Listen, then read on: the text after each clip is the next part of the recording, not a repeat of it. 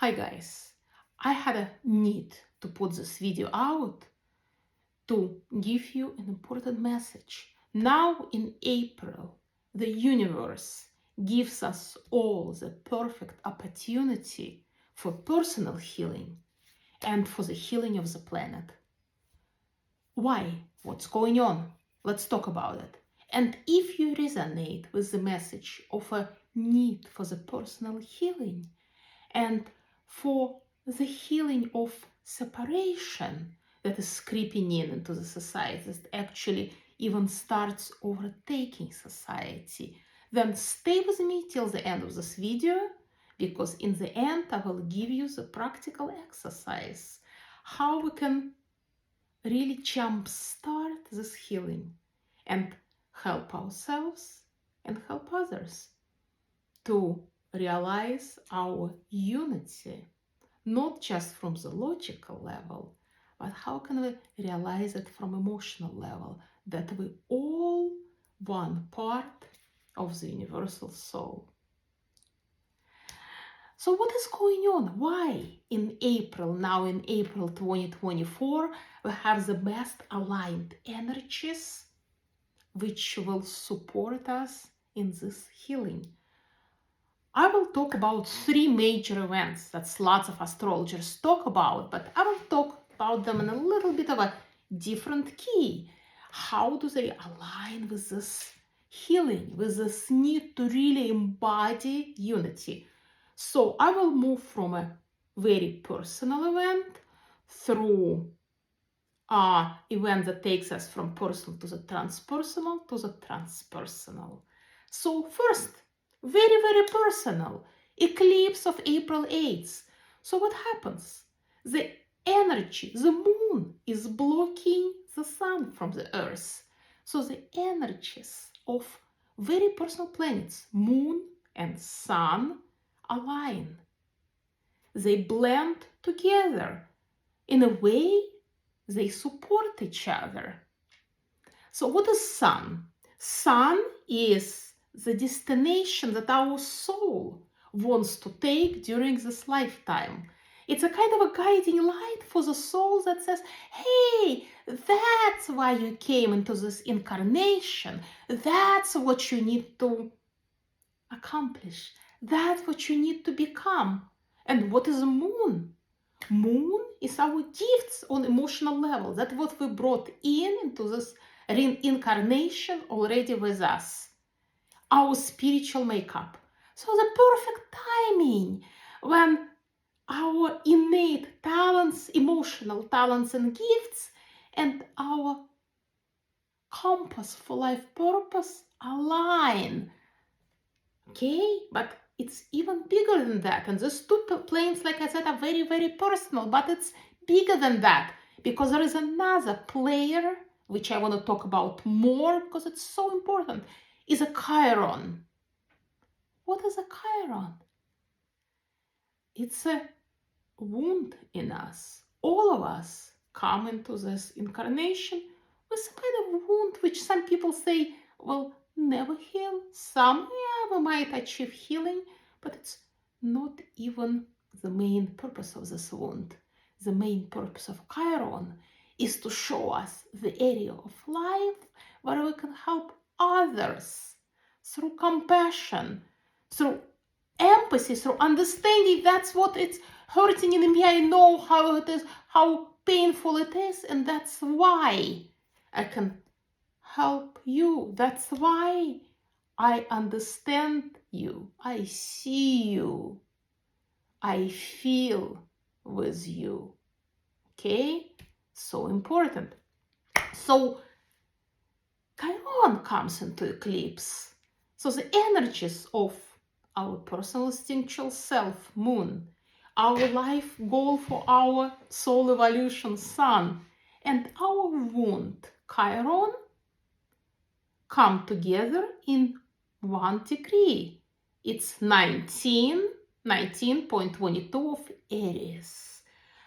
I think it's very important to talk about Sabian symbol of 1922, and just in a nutshell, Sabian symbol, this is just some metaphysical ideas that was downloaded clairvoyantly, and I think his lady's name was Eliza Wheeler. Don't quote me on that, but it's happened in 1925, and then they were adopted by one of the pioneers of humanistic astrology, in my opinion, the absolute genius, Dane Rediar, which he used, and there is a name for each of 360 degrees of the zodiac, and he used it as like a milestone for the evolution of the soul, which goes like from one Aries to 30 Pisces and comes back to one Aries. So what is the Sabian symbol for 19 of Aries? And I'm quoting from Dan Rediar's work. The name of the symbol, the magic carpet of Oriental imagery. So in his interpretation, it is the use of creative imagination. So what can we do here? We can start imagining magic carpet, anything possible. We can fly, it's a magic. We can start creatively imagining what our life would be, what our life path is, if anything possible. Okay, and also look at this magic carpet. It's an aerial view. We can go out of ourselves emotionally and say, okay, from this aerial view, how do I see my life? But what's also important, how do I see the world from the soul level? Not from ego level, not from my body level, but from a soul level. How do I see the world? And then we can go even higher, from the spirit level. How do I see my place in this world? And how do I see the world? How I see the others? And now let's go back to the next Sabian symbol, which is 20 Aries. Why I'm going to the next symbol? Because, planets move. So the next step is 20 Aries. And this is the next step for the Sun and the Moon and the Chiron. And in Rediar's work, the Sabian symbol is a young girl feeding birds in winter. And the keynote, his interpretation, overcoming crisis through compassion. Think about it. Right now, the planet is in crisis. Maybe some of this crisis is perpetuated by media. There is probably certain forces that want to separate people.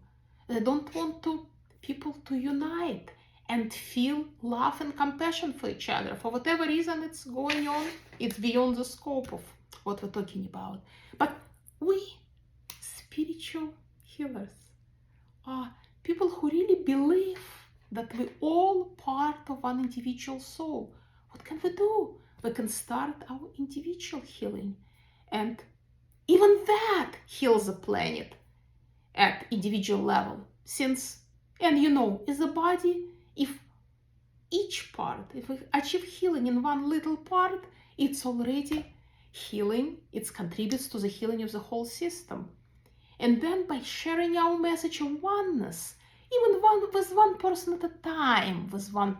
at a time, we're contributing to the healing of the planet. So going back to Aries 20, Sabian symbol, overcoming crisis through compassion. Now I want to read, comes directly from Dan Rediar's sign, which talks about a website which talks about Sabian symbols. So just listen to how important that is. Migrating birds fly south, but by establishing a partnership with other creatures, unable to escape wintry deprivation or death, man can maintain the life of the spirit steadily through all crises. If, like a young girl, he is wildly open to the prompting of love and sympathy. And this stage of the symbolic sequence, we witness human activity motivated by sympathy, overcoming the seasonal phase of impotency. Life potency in nature, spirits, reaches the highest level in the human being. The theme is the transmutation of life into love. So here, that's what it needs to be, the theme for our few months or year moving forward, which is being triggered, which is being empowered by the eclipse. Use your creative imagination, okay? Look at from the magic carpet view at yourself, at your place in life, it's your life journey.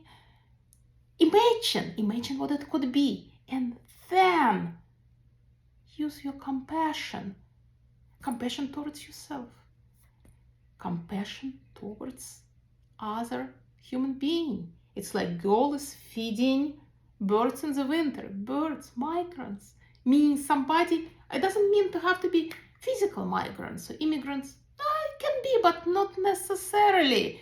It's anybody who doesn't have, anybody who needs some help, love, and compassion, because they're just the same human beings as you are.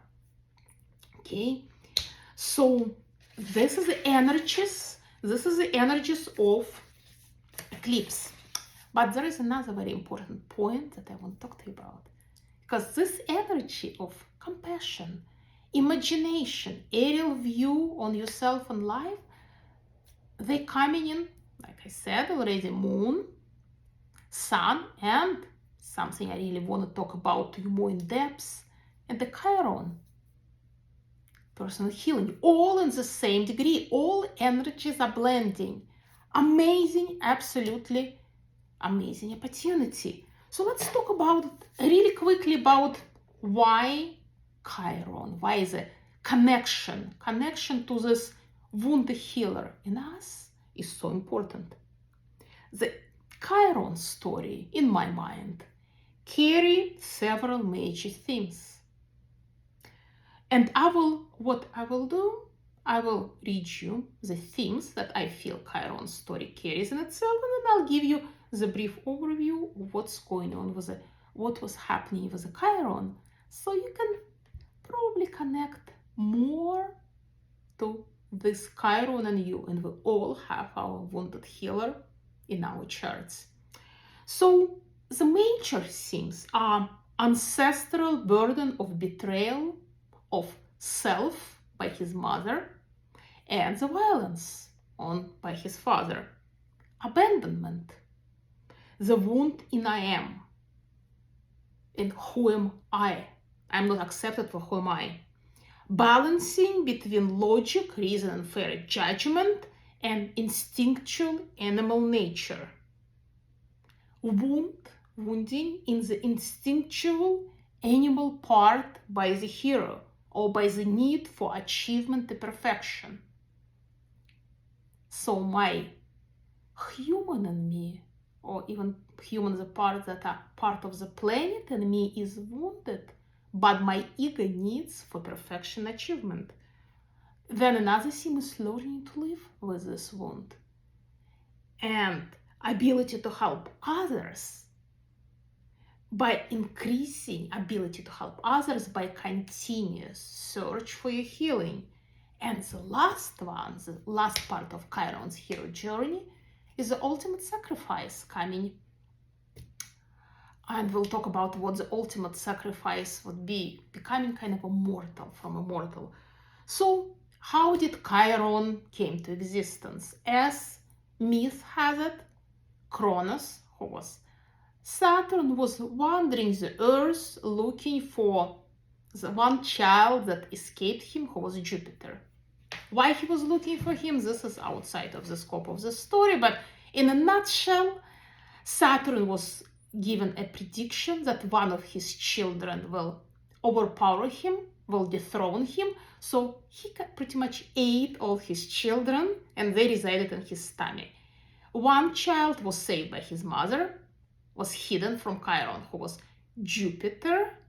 And once Chiron found out that what happened, he started wandering the earth looking for Jupiter, his child, so he can devour him. And during his wanders, he came on the side of a beautiful water nymph. Her name was Philyra, not sure how to pronounce it, but that's what it was. And she was a daughter of ocean, of Oceanus, some instinctual part, right?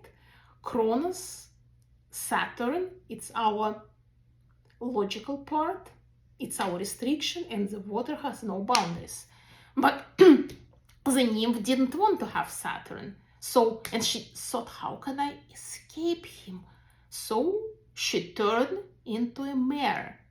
First thing, I will escape something by betraying myself in a way, by changing my shape, but not being myself. Did it work? No, unfortunately not. Well, fortunately, unfortunately, how life works, how our karma works, we don't know what is fortunate, because everything is unfolds the way it's supposed to unfold. Saturn, Cronus, turned into a stallion, and he caught up with nymph in the form of a mare, and he copulated with her. In essence, he raped her. She was raped.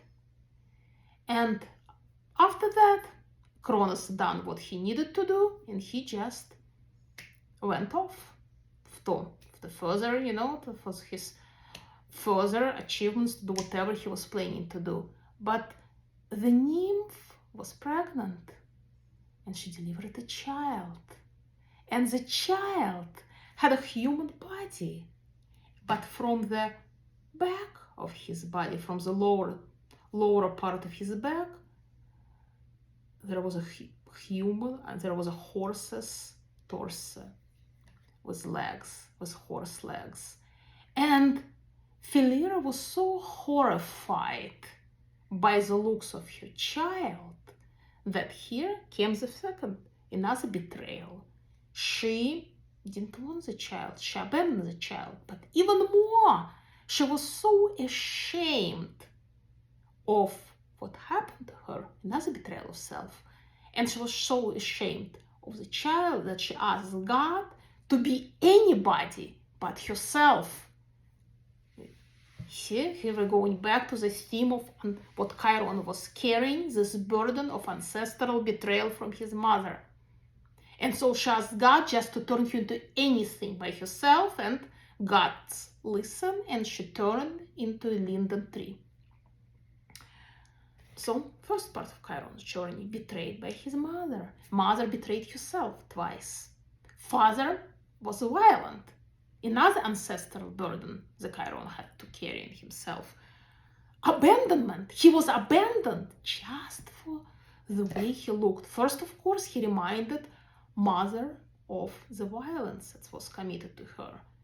So there was already lots of guilt and shame associated with his delivering his birth, but also she was ashamed of the way he looked. So here is the second part of the major theme: abandonment, the wound of who I am. Although Aries, since the conjunction happens in Aries, it's so important to stay here for a second, because what Aries is, this is instinctual movement, instinctual force. I am who I am. I am a child of God, and I have a right to exist just because I am. It's like God tells to Moses, Moses asks God, what is my name? Saying, I am what I am. So here's a message to us: I am what I am. I exist because I'm a child of God. And that's actually Chiron wound in Aries. I don't have right to exist. My existence is a burden. I have to prove my existence. I cannot exist just because I am. Okay? So moving on with the Chiron's lives, and now major themes for the Chiron. Moving on. Chiron got adopted by Apollo, a sun god, Another theme is coming into connected to our eclipse, adoption of Chiron by Apollo Sun, who is, again, logic, reason. God, what this Apollo was doing with his enemies? He was never vengeful, but he would always methodically will purify people of their sinful actions. He was the ultimate judgment, maybe combined with mercy, right? But it was a kind of a judgment with logical judgment without emotions involved. And Chiron was adopted by the sun, who was also god of poetry, of healing, of arts, and he was taught by the sun. And then in turn, he started teaching some sons, Apollo's children, and some heroes. So he was a teacher of Jason, teacher of Hercules, and what is interesting, he was teacher of Eclipse, who was later on became a god of healing himself. So that takes us to the third scene, balancing of logic, reason, affair, judgment by association with Apollo Sun and own Chiron's instinctual nature as half horse, half human. So, how did he get his wound? One of his students, Hercules, as we all know, one of the biggest hero of Greek mythology, got met in Centaurus. And because I think what happened, they tried to violate the nymphs, and he didn't like their behavior. So he started shooting poisoned arrows into Centaurs, and he killed them all. But these arrows were poisoned with Hydra's blood. But one of the arrows accidentally wounded Chiron in the thigh, in his animal nature. So here we go to the major theme. If we take hero as our instinctual need for going out of this world and achieve and perfect something, here is accidentally, not on purpose, accidentally, that wounds us in our animal part. We don't accept our humanity and our connection with the rest of the world as a part of it. So that's a symbol of Chiron's wound. And this wound could never heal. So Chiron would travel around the world trying to find healing for the wound, but he couldn't. But what he did, what he done with it, he transformed his energy of desire to heal towards others, and he used his knowledge of what he acquired in desire to heal his wound towards healing others with similar wounds. So that's what Chiron is. We can help others who have similar wounds. Maybe we cannot help completely ourselves. We can help others, but there would be other people who have similar wounds to us. And if they live the Chiron journey, they can help us in turn. Okay, makes sense? So this is the other themes, learning to live with your wound. This eclipse tells us, know your wound. And you know what? It doesn't mean we don't try to heal it, but learn to live with it and expand your healing to others. Help others to heal. This is a big part of your journey. And mostly help others to heal this wound, Aries wound. Accept others for what they are, just because they are the same children of God as you are. No worse, no better, just the same. This is what this eclipse is telling us. And the final part of the Chiron journey was he exchanged places with Prometheus. And Prometheus was one of the deities that wanted to give kind of a stole fire from gods, because he wanted to give it to people. And because of that, he was sentenced to be chained to a rock, and every day a big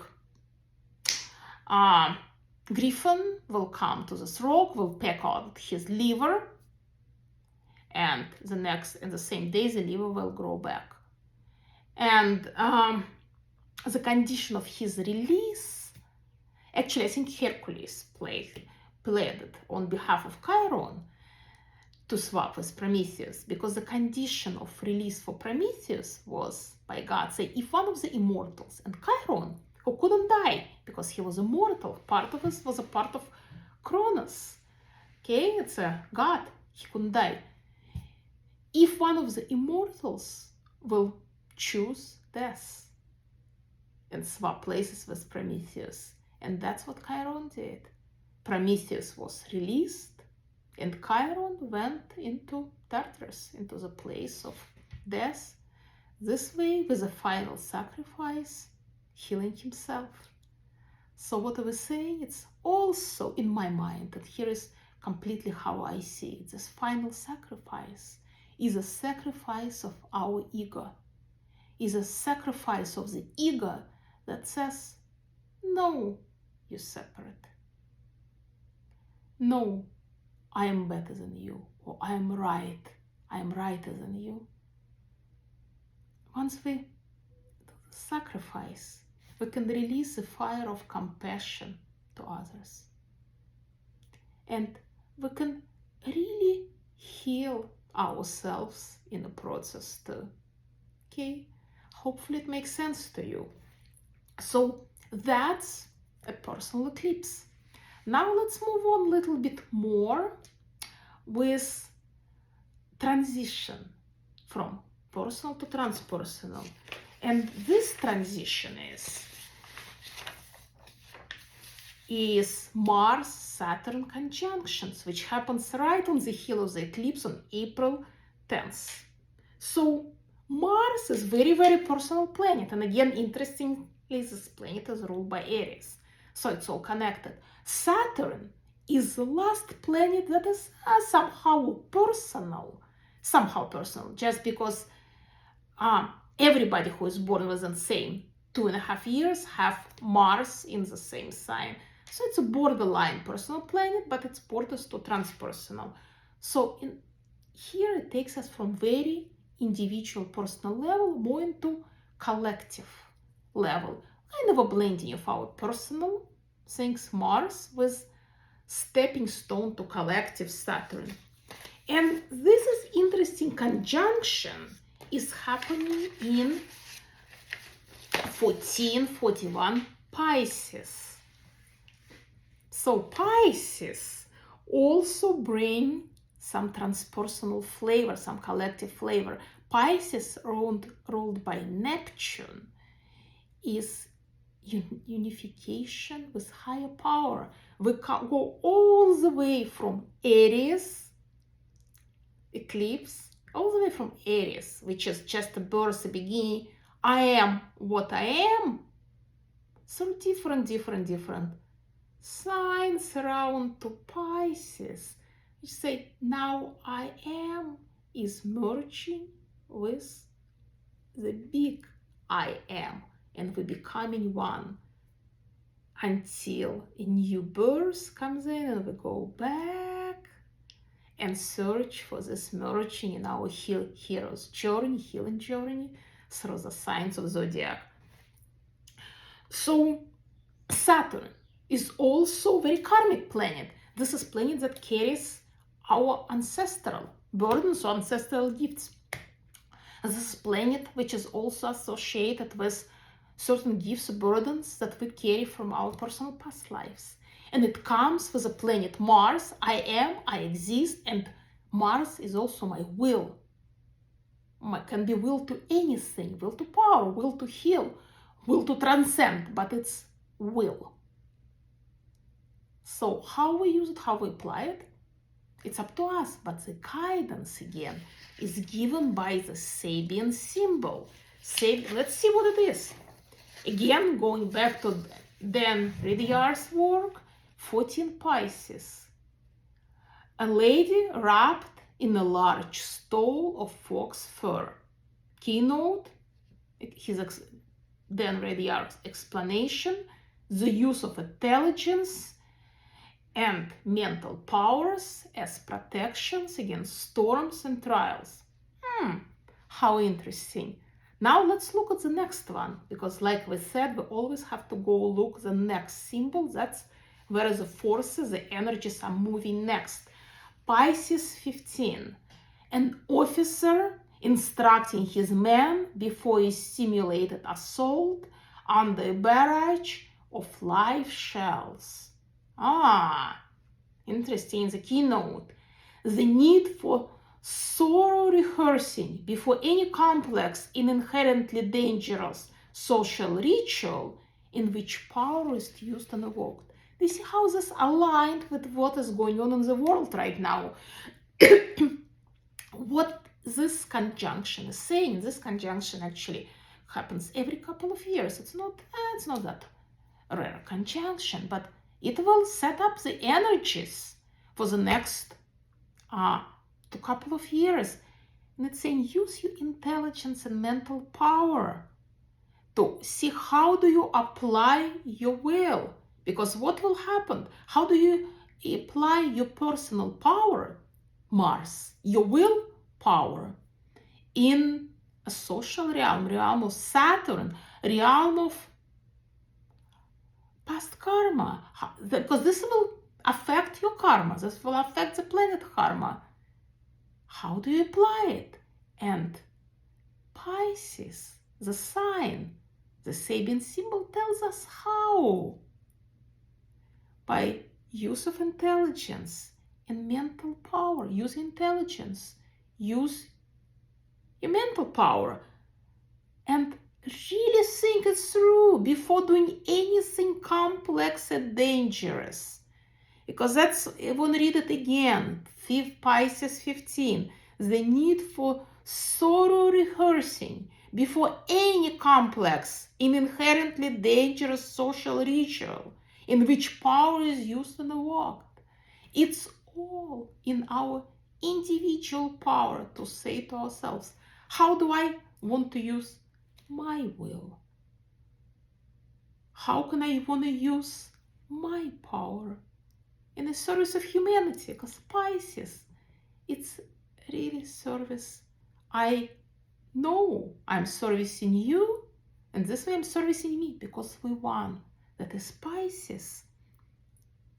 So here it is. Use your intelligence and mental abilities to really analyze and think in which ways do I want to use my power before something inherently dangerous might happen on the social level. Okay, and the last important merging of energies that I want to talk to you about is Jupiter-Uranus conjunction, which happens 10 days after Mars-Saturn conjunction, April 20th, in a sign of Taurus. Interesting sign, Taurus. It's associated with Buddha, because Buddha's birthday was in May, I think it was May 15, under the Taurus.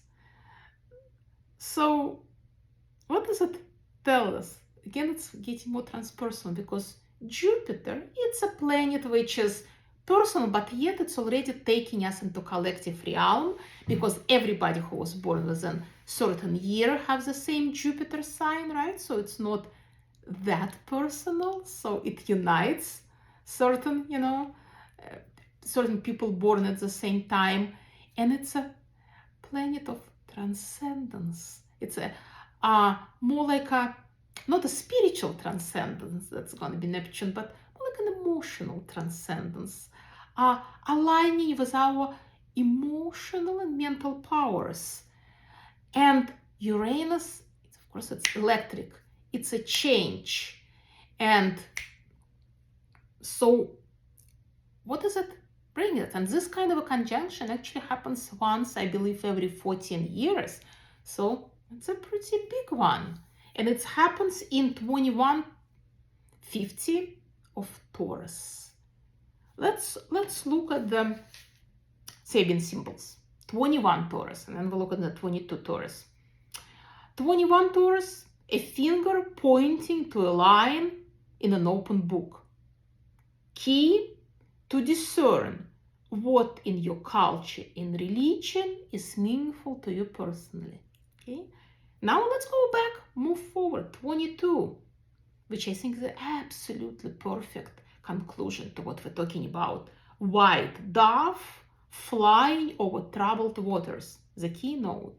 The spiritual inspiration that comes to the individual in the overcoming of crisis. So, what is this telling us on our personal level? Let's look in our culture, in our religion, in our family of origin, just in our social circle of something that came to us from culture or religion, and see what is meaningful to us. Take that and maybe discard something that doesn't serve you. Okay? And then overcome crisis by spiritual inspiration. What is a spiritual inspiration is? And again, we started talking about the crisis that planet is experiencing right now. I hope it's not a deep crisis, but it definitely is a crisis because so many people are hurting, physically hurting. So many people are dying. So people are starving. There is separation goes on political level, on national level, on religious level. It's painful. It's painful for the planet and it's painful for us. So we can connect to the spirit of Taurus, to the spirit of Buddha. She said, well, that's all one. We all one. All our suffering comes from attachment. All our suffering, that's basic, in a nutshell, basic teaching of Buddha. And attachment to our ego, attachment to being right, attachment of proving my point, attachment of blaming somebody who is different, attachment to our separate self, that's what we can really start healing during this eclipse. During this eclipse and during months of April, which has all this important in the energies that is happening in the sky. And in the end, I want to give you an exercise that I promised in the very beginning. Practically, how can we start doing that? How can we start coming into our oneness? Imagine, first, just maybe you can look at your face, your own face in the mirror. Just study it. See what you can learn about yourself. As a next step, look at the face of somebody you really, really love. Maybe your child, maybe your partner, maybe your parent, maybe your good friend, and just find all the similarities between you and them. Same nose, maybe same color of your skin, same, they have lips, they have legs, arms, body. How different is the body really? How different is your face really? Find all the similarities. Then move to someone who you just know, who you're not really attached to, who you don't have any special feelings about, and find the similarities with this person. After you've done that, move another level. Find somebody who is your enemy, maybe not like a mortal enemy, but somebody you really dislike, and just on the basic level, study this person. Say, what is the same between us? Just on the physical level. I'm not even going to emotional level. Do they have a nose? Do they have eyes? Do they have lips? Do they have a neck? Do they have a stomach? Do they have chest, arms? Just like me. And then maybe find a face from a person maybe who you really, really hate. Or maybe some person from some group which you feel that you have nothing in common. And study that face. With no preconceived notions, with no judgments, with no attachment to how it should be. Just look at it and say, what is if I take aside all spiritual disagreements, all my pains maybe associated with this person, all my emotions connected to this person or the group of people. If I just look at them physically, just physically, are we more different? Are we more the same? And just stay with it. Okay? Just meditate on it. Just be with it. And you will see what happens. And I wish you all peace and love and compassion. Compassion for others and compassion for yourself. We all journey through this life in this human body. Let's make it as enjoyable as possible for ourselves and for others.